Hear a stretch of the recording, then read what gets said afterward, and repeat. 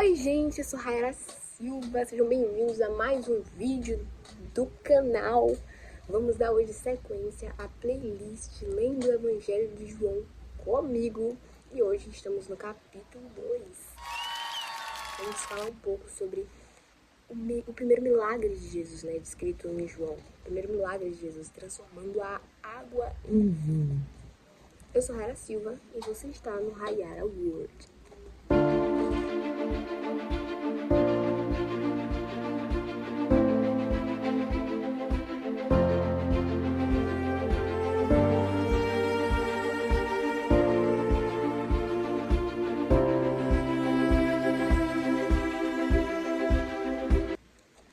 Finalmente chegamos ao capítulo 2, gente. Vamos lá, vamos ler João 2. A gente vai ler até o 12. Bora lá. 2 dias depois, houve um casamento no povoado de Caná. Interessante, né, como o João ele narra essas histórias. Ele fica dizendo, tipo, aí Jesus estava e depois, no dia seguinte, Jesus fez no dia seguinte isso. Aí agora ele tá dizendo, 2 dias depois, houve um casamento no povoado de Caná, na região da Galileia. E a mãe de Jesus estava ali. Jesus e seus discípulos também tinham sido convidados para o casamento. Quando acabou o vinho, a mãe de Jesus lhe disse, o vinho acabou. Jesus respondeu, não é preciso que a senhora diga o que devo fazer. Ainda não chegou a minha hora. Minha tradução é diferente das outras. Tem umas traduções que é mais tipo, que tenho eu contigo, mulher? Vou explicar sobre isso mais tarde. Então ela disse aos empregados, façam o que ele mandar. Ali perto estavam 6 potes de pedra. Em cada um cabiam entre 80 e 120 litros de água. Os judeus usavam a água que guardavam nesses potes para sua cerimônia de purificação. Jesus disse aos empregados, encham de água esses potes. E eles os encheram até a boca. Em seguida Jesus mandou, agora tirem um pouco da água desses potes e levem ao dirigente da festa. E eles levaram. Então o dirigente da festa provou a água, e a água tinha virado vinho. Ele não sabia de onde tinha vindo aquele vinho, mas os empregados sabiam.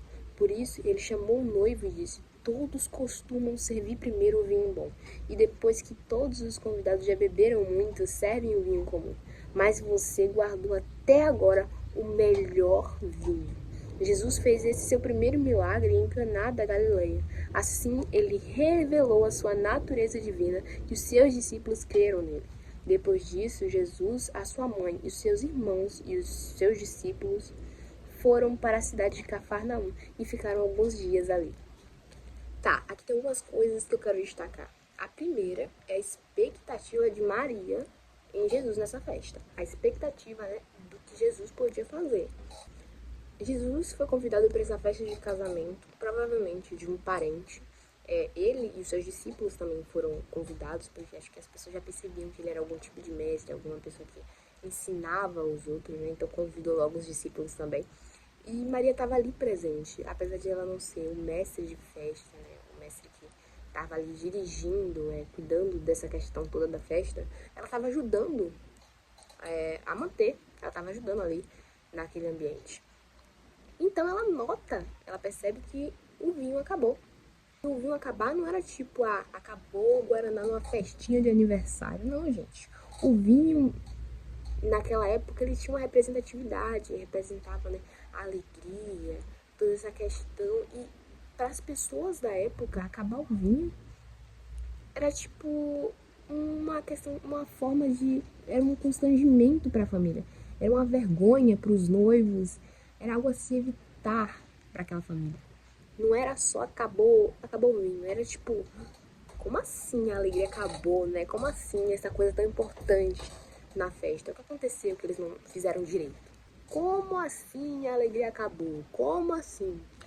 Tá bom, então o vinho acabou e Maria vai até Jesus. Ela vai pra ele, tipo, é como se ela estivesse até fazendo uma oração, sabe? Ela vai expor as necessidades das pessoas daquela casa. Jesus, o vinho acabou. E Jesus, ele ouve Maria e responde ela, que tenho eu contigo, mulher? Minha hora ainda não chegou. Primeiro que chamar a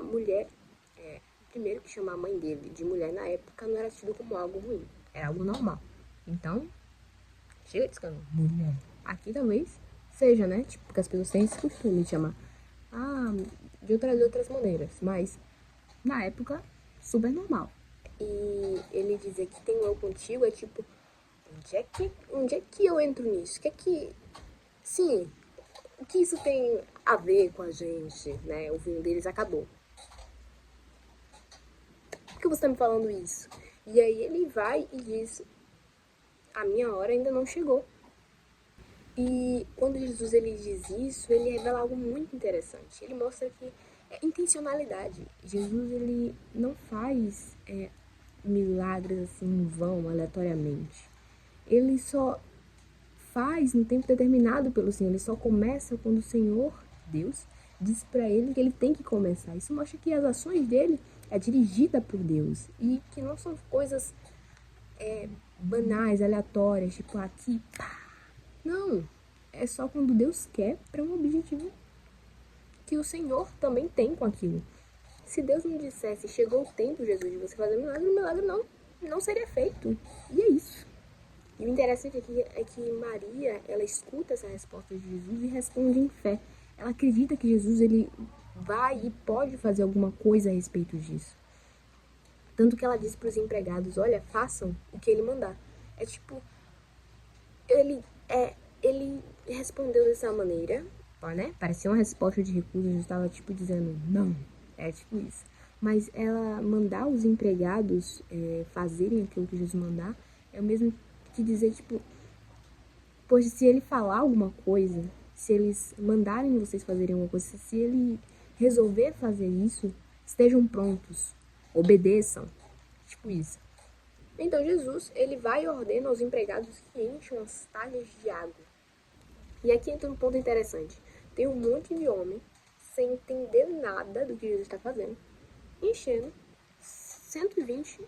entre 120 e 180 galões, que equivaliam a aproximadamente 450 a 680 litros de água, enchendo porque Jesus mandou essa quantidade toda de água. Tipo, só na confiança, né? Eu mesma, se tivesse na área, ia ficar tipo... por que ele quer com água? Água. Mas ao obedecer a ordem de Jesus, mesmo sem entender, o milagre foi operado e a festa foi salva. A família, ela não foi envergonhada. Jesus entregou a eles um vinho que era melhor do que todos os outros. Existe uma discussão para saber se esse vinho que Jesus transformou era um vinho fermentado ou se era somente um suco de uva. Pelo contexto da época e pela resposta também do cara que estava dirigindo a festa, ao dizer, esse vinho aqui é melhor. Eu, particularmente, acredito que esse vinho era sim um vinho fermentado. Mas eu não quero focar muito nisso, até porque esse não foi o propósito do milagre. Jesus não fez esse milagre pra você ficar tipo, será que esse vinho era alcoólico? Será que não era? Não foi pra isso. Esse é um dos 7 milagres selecionados por João. Tipo, João selecionou milagres, esse é um deles. Ele selecionou para mostrar que Jesus é Deus. E Jesus, por meio desse milagre, ele revela a sua natureza divina. Ele literalmente transforma as propriedades químicas da água em vinho. E um vinho melhor que todos os outros. E detalhe aqui é que esse milagre não foi algo estrondoso, algo escandaloso, para toda a cidade ver e ficar admirada. Não foi algo aleatório, não foi algo sem motivo, sem propósitos. Milagres, eles não são sem propósito. É como o João disse, milagres são sinais. São sinais que apontam para Cristo. Os milagres sem Cristo não faz sentido nenhum. As únicas pessoas que viram esse milagre de Jesus foram as pessoas que obedeceram a ele sem entender, os discípulos e Maria. E tudo isso para que essas pessoas pudessem crer que Cristo é quem ele disse ser. Foi um sinal que apontava para Cristo, que revelou a sua natureza divina para os seus discípulos e fez com que eles acreditassem nele. A água sendo transformada em vinho simbolizava a transição, a inauguração da graça, onde a água que era usada para purificação externa foi substituída pelo vinho. Os atos da lei que antes purificavam somente exteriormente foram substituídos pela graça que age interiormente, porque Cristo ele não limpa o indivíduo somente por fora, né? Ele não lava somente o copo por fora, ele nos limpa de dentro para fora. Aleluia. Os galões, o vinho em abundância representam essa graça superabundante em Cristo Jesus. E se você perceber, o vinho que Jesus ofereceu era melhor que os outros vinhos, mostrando como essa nova aliança nele é melhor, é superior à velha aliança. Nossa, tem umas 1000 coisas para dizer somente desse capítulo. É uma parte pequenininha, né, do capítulo 2, mas que tem mil e uma lições para você entender, né? Tem um monte de coisa, já vi, tem um monte de coisa para dizer. Mas a gente vai parar por aqui, porque esse vídeo tá ficando extenso, né? Pelo menos do jeito que eu tô gravando aqui, pelo menos tá ficando grande.